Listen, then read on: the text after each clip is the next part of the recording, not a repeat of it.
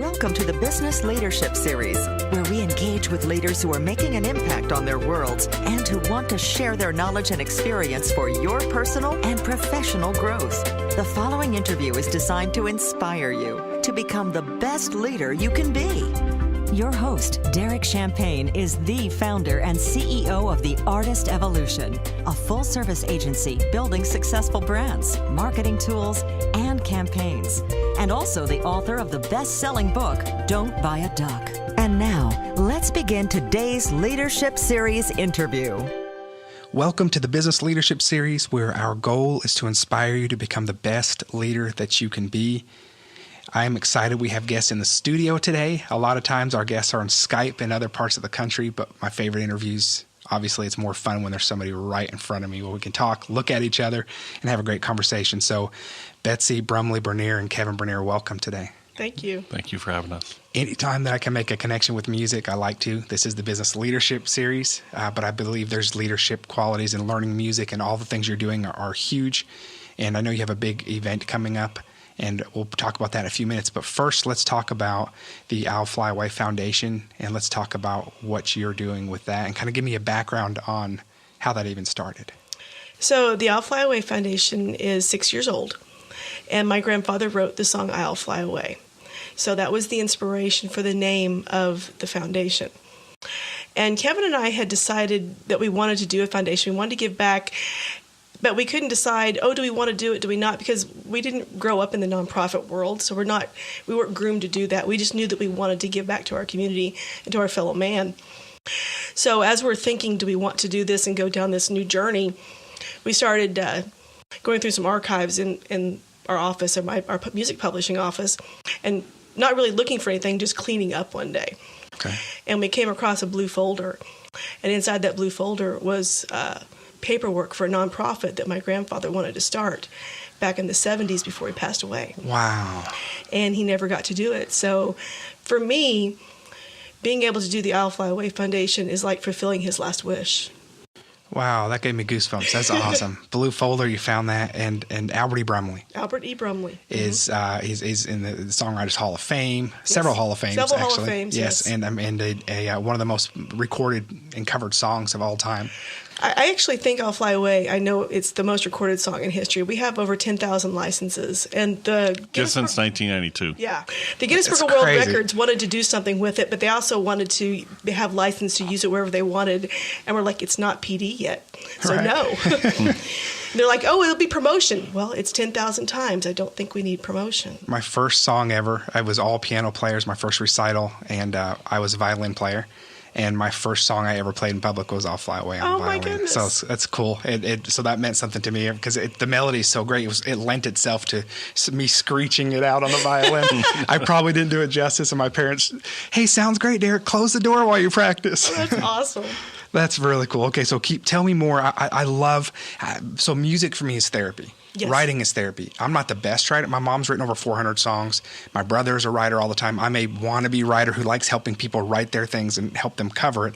But music is therapy for me. We have a music room at the house. I go there. It's in good times and bad. That's my expression. Mm-hmm. My kids are doing the same thing. That's wonderful. And it's been powerful for me as an outlet all the way around. So when I read through what your organization is doing and how you're helping kids, I love seeing the stats. So just tell me a little bit about how you're helping kids and tell me kind of some of the improvements you're seeing even in what's happening with them at school and in their confidence. Yeah, we started our songwriting program in the school. This was our fourth year. We're in all of the elementary schools in McDonald County, Missouri. So that would be Anderson, Pineville, Jane, Rocky Comfort, those kind of areas like that. If you don't know where McDonald County is, it's just north of Bentonville, Bella Vista, right north of there. So we have 6 schools that we're in there, and we bring a songwriter into the classroom in 3rd, 4th, and 5th grade, and we write songs with the kids based on what they're learning. So it's just as easy as going in and asking the kids, hey, what are you learning about today? What are you learning about this week? And they give us, multiple answers because they're not just doing one subject. And then we say, hey, so we're going to write a song. What do you want to write about? And we let the kids vote on it. And then they pick the subject. We brainstorm it. We write everything down that they say. Every answer is acceptable to us. We do make sure that it's accurate with the teacher. Right. And then we say, okay, so let's kind of make an outline. This is the chorus is the main idea that's going to repeat through the song, and the verse kind of tells the story of the main idea. So we kind of just frame it like that, make a little bit of an outline, and then ask for lines. And before you know it, you have a verse down or a chorus down, and then it comes time and you just look at the kids and say, what would this sound like if you were going to sing it? And we let one of them come up with the melody, and there's always a volunteer. There's always someone that has in their head how it's going to sound, and they stand up and they sing it. And our songwriter either has guitar or ukulele or a keyboard or something that they use to write the melody. So the kids start singing it, and the songwriter just follows along their melody and kind of creates, writes the chords for it. That's awesome. Yeah. So tell me more. So tell me about the results that you've seen, the confidence. Even you don't have to name names, but a case study. I mean, I love to hear success stories. So what we did is we've been in the school system for 4 years, but we took the first 3 years and we started studying the results of their end of year testing. And so we did this study. It's like we wanted to know what we were doing, was it impactful? And if so, how impactful was it? So we started looking at test scores and looking at confidence levels. You can't really measure the confidence levels, but you can measure the test scores. And what we saw was this trend that the children were retaining more information and they were able to learn it versus just regurgitating it. We do our songwriting, at this time we were doing songwriting in the schools in the fall, and their end of year testing's in the spring. So if they're able to retain that information from fall to spring, that's a pretty good result. And then if you look at our website, you can see that we have a graph over the 3 years that we did the study, that there's just this upward trend of these test scores. And by the end, their math scores have gone up like 3.9%, their English literacy score is 8.1%, and science 18%.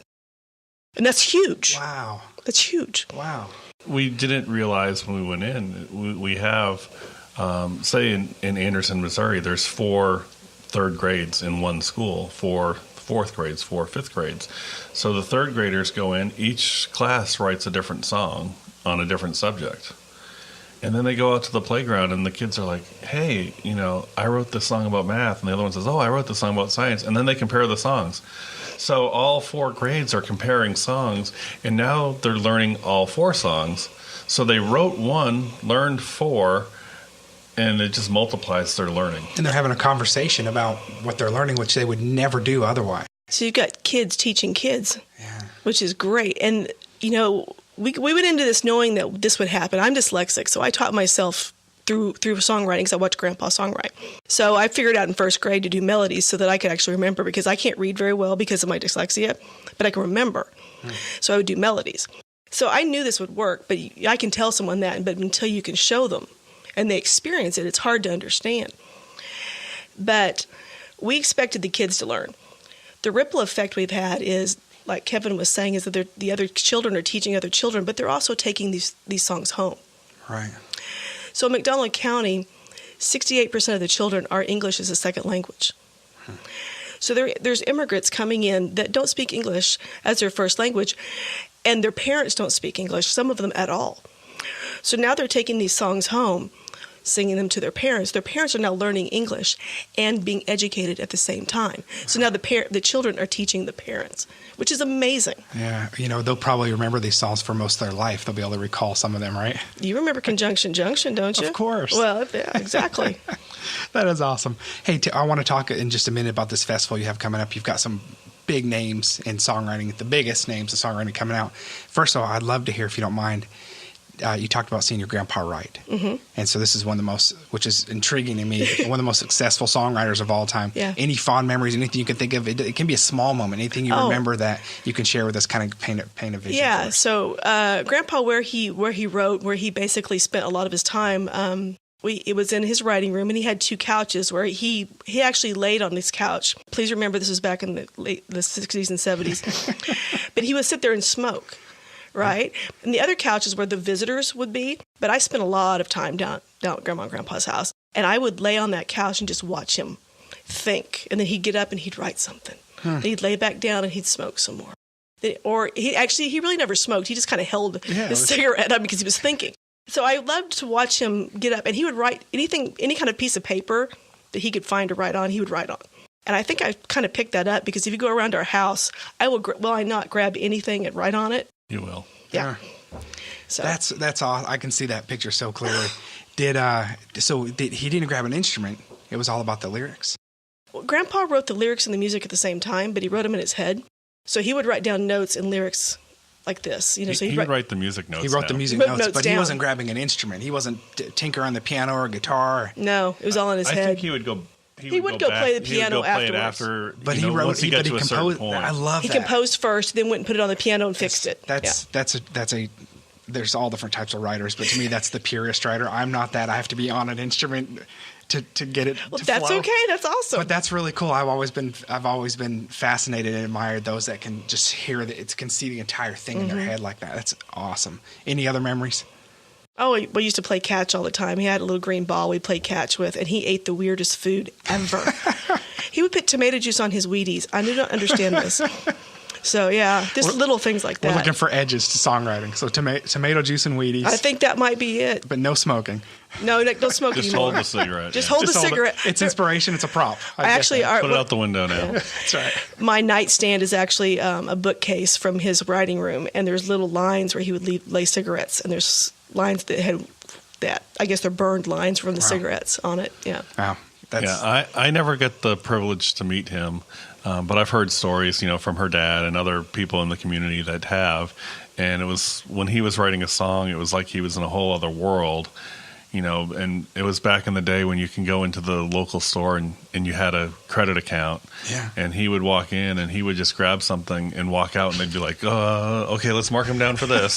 Because he'd be writing. He'd be writing in his head, and he would just walk into the store and grab a Coke or something, or ice cream, or a steak for that evening dinner, and he would just walk out, and they would be like, okay, I think he's got this today. That's funny. Wow. One of my favorite things of Grandpa, our Dad's office, or Grandpa's office, is the house is across the street, so it's just like a state highway, and so he would get in his car and drive to work, literally across the street, drive home to lunch, then drive and do lunch, and then drive back to work. I mean, it's 500 feet. But he got dressed, and he got in the car, and he went to work. I love that he drove across the street. That's hilarious. That's so cool. E Brumley we're talking about, and I want to go ahead and talk about the festival that you have coming up. So if you'll tell us about that, give us a date, tell us about some of the writers and what they've done and that are coming in. Oh, my goodness. So the Power of Music Festival is April the 26th through the 29th. We have about 50-some songwriters coming from around the world, over 50 shows in those 4 days. And we have 4 NSAI, Nashville Songwriter Association Hall of Fame members coming, and 1 member of the National Songwriter Hall of Fame. So these guys have written pretty much the American songbook, songs that we've all grown up on. Some that our parents might have grown up on, depending on the ages. And, like Roger Cook has written #1 hits in 6 decades. Wow. That's huge. Yeah. So he wrote Long Cool Woman in a Black Dress. And then what's the George Strait that I can never remember? I Want to Dance with You. I Want to Dance with You. Okay. Everything in between. And he wrote the Coca-Cola theme song. But he'll tell you stories about writing songs. That song that I Want to Dance with You that he wrote for George Strait, he wrote that song with John Prine. And the two of them wrote that song in 1986. And nobody wanted to record it. And George Strait took it and recorded it in 2000 or 2001. Yeah. And it went to #1. Wow. But it sat for a long time. But it sat for 14 or 15 years before anyone recorded it. Wow. Yeah. I was on a podcast recently as a guest talking about, it was called the Storytellers Network. And because I've written a book, they wanted me to go on there, and they said, "Are you a storyteller?" I said, "No, I'm not, but thanks for having me on here. I'm glad you think I am." And then I said, "You know what, wait a minute. I've expressed myself through music." And so in an hour's time of talking, it kept coming back to me when I realized, you know what, I think songwriting and singing and that art is one of my favorite forms of storytelling. It's one of the most beautiful. It's raw, it's authentic. And so I love that you're having all these writers come in, because that's to me the most beautiful part of storytelling. Yeah, the interesting thing about a song, they can make you laugh, they can make you cry, they can make you happy and excited, and they do it all in 3 minutes, and they can do all of them in one song, and it's 3.5 minutes, and take you back to a moment in time. Absolutely. And to your wedding, the dance, to, I'll hear a song, and I'll remember being with my best buddies driving in a car to the lake, right, when I was 16. And that song can take you back and let you remember all of that, and you experience that together. It's so powerful. It's very powerful. And the fact that these men and women who are coming, because 50% of our songwriters coming are women. So awesome. Yeah. That's awesome. So the fact that these men and women are able to take raw emotion, put it on paper, and connect with thousands or hundreds of thousands, millions of people across the world. Yeah. And it's crazy that they have the talent like that, to be able to put those words together just right with a melody that touches you so deeply that it did transport you back to 16 years old. Yeah, it's beautiful. So I want to talk more about the event. So 50 plus writers and shows. Yeah. Some of the top writers in the world spanning 6 decades. That's just one example, right? That's just one. And I was looking through your list of the songs, and I recognized most of the songs. They're classics. Yeah, exactly. They're number one hits. They're top songs. On Saturday night of the festival, the festival is April 26th, 27th, 28th, 29th. On Saturday the 28th, we have the Nashville Songwriters Hall of Fame show. So it is going to be Dennis Morgan, Roger Cook, and Richard Lee. And they have a 2-hour show, and every single song in the 2 hours will have been a number one hit. In every genre. Wow. So they did it last year. And they started out, Dennis Morgan started out the show with a song that he did for Ronnie Millsap. I think it was Smoky Mountain Rain. That's what he started with. Okay. But then they Roger Cook does his songs. Richard Lee has songs with Crystal Gale and Reba McEntire and the Dixie Chicks, and it just goes on. But you got Roger Cook. He started out in England in the 60s. The song he wrote for the Hollies, Long Cool Woman in a Black Dress, everyone thinks it's CCR, but it's not. It's the Hollies, and it's a rock and roll song. Yeah. And then he's got country songs, and then he's got more folk type songs. Like I like to teach the world to sing is like the ultimate folk song. That's his song too. And something really cool about Roger is he started his life in England as Elton John's backup singer. So the stories these guys tell on and off stage, which the beauty of this festival is you get to hear these cool songs and you get to hear the stories behind them on stage. That is awesome. But then these guys are so approachable off stage, so just hanging out with them, you will hear things that you can't even believe because they've written songs with everyone. That's awesome. Anything else we need to know about the festival? How do people get tickets for it? We've got listeners that are not in Arkansas, so I just want to say this is in Bentonville, Arkansas, or as we call it sometimes, Walmart headquarters.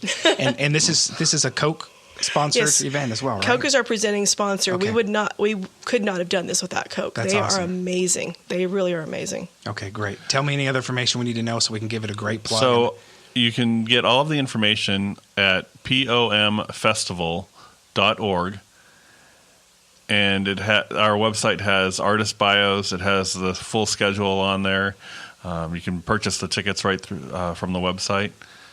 I mean, anything you want to know about the artists, it's on the website. Awesome. Anything else you want us to know, either about your foundation, where you're going, or about this event? I would say, this event is a fundraiser for us. A lot of people do galas. We have nothing against the gala, but we wanted to be different. And we wanted to bring something that would bring music to Northwest Arkansas and help people celebrate the art of songwriting, because it is an art, and it's a forgotten art because, we no longer have a CD cover or an album cover with liner notes. You put something on Pandora or Spotify, no one knows who the writer is. They don't ever mention it. Yeah. And so we want to make sure that the songwriters get their due with our festival. I had not thought of that. I put out a few CDs, and to go and get a CD of your favorite artist back in my day, and I love all the great things about digital too, but to open that up and see the words and read that through and actually hold the paper, that was something special about that ritual. And it's going even worse because we just, this past week, or a few weeks ago, once this airs, Apple just announced they're no longer going to be doing downloads starting next year. Wow. So everything's streaming, but we all know like John Steinbeck's name. We know Picasso, and because we know they are the creators. What we don't know is the song creators, and they are just as talented as any of those other folks. They just kind of get lost because the music person who performs it interprets their songs for them. Right. This is cool to me. I remember when Chris Stapleton started performing his own songs. We actually have a guy who wrote with Chris on the Traveler album coming and doing a song critique. So that's cool, and that was a great album. So to me, to our listeners, imagine 50 plus Chris Stapletons, only spanning 60 decades, or spanning 6 decades, or before people knew Chris Stapleton's name. That's what a lot of these folks are too. That's so cool. I love that. Thank you for bringing this to Northwest Arkansas. That means a lot to us that you do that.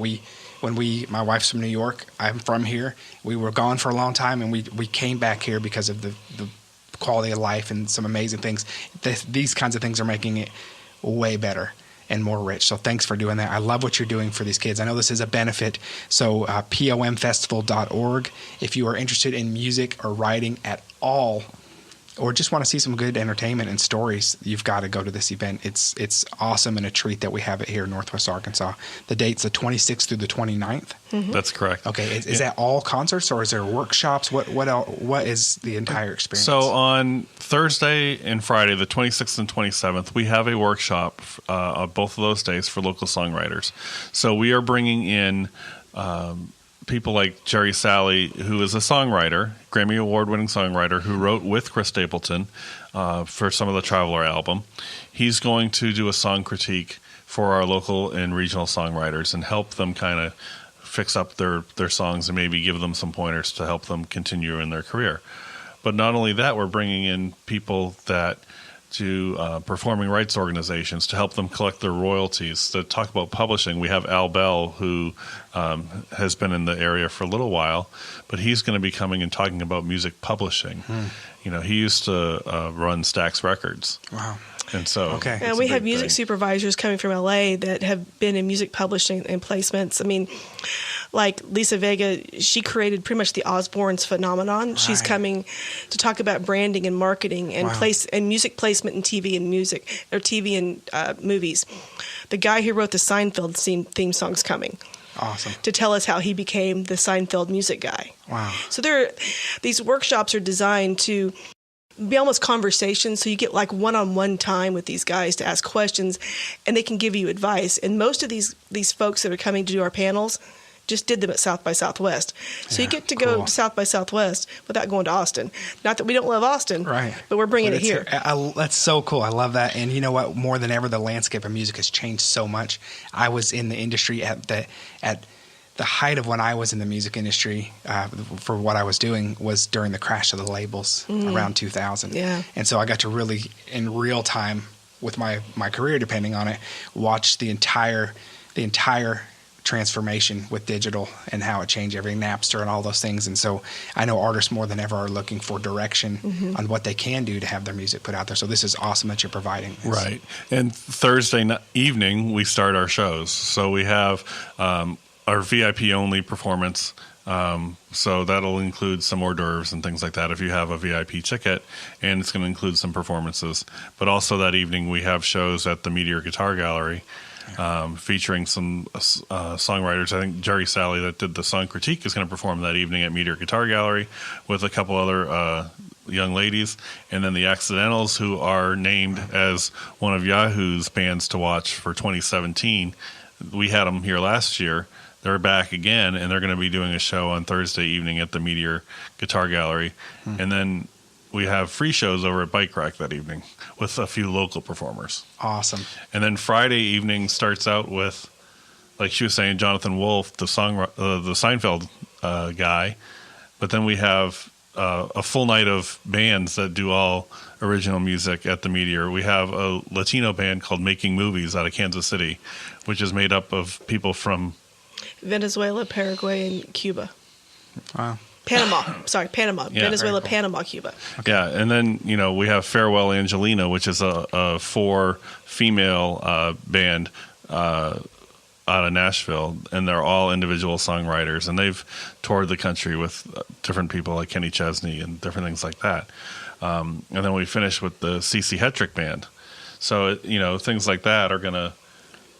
So there's bands, there's singer-songwriters, there's something for everyone. I love it. And if anyone is interested in the music business, whether they're just a fan or they actually want to get into the business, a festival like this is so key because this is where the relationship building starts. Yeah. And every business is about relationships. Right. Because businesses are built on people and everything is about people. So if you can start building your relationship, whether you're a fan and all of a sudden you get to meet your favorite songwriter, or you're an up-and-coming songwriter and you get to meet one of these veterans, or even just make more fans, those relationships are key to everyone's success. Yeah, I love it. Thank you again. It's the 26th through 29th. Go to pomfestival.org. I love your story. I love the hearing the examples from your grandpa, finding the folder. It's a beautiful story. And I'm excited about this event. I am going to be there after seeing this. This is so exciting. So thank you again, Betsy, Brumley-Bernier, and Kevin. Thank you for coming in, and look forward to joining the event. Thank you so much. Thank you. Awesome. You've been listening to the Business Leadership Series, where we engage with leaders who are making an impact on their worlds and who want to share their knowledge and experience for your personal and professional growth. This interview was designed to inspire you to become the best leader you can be.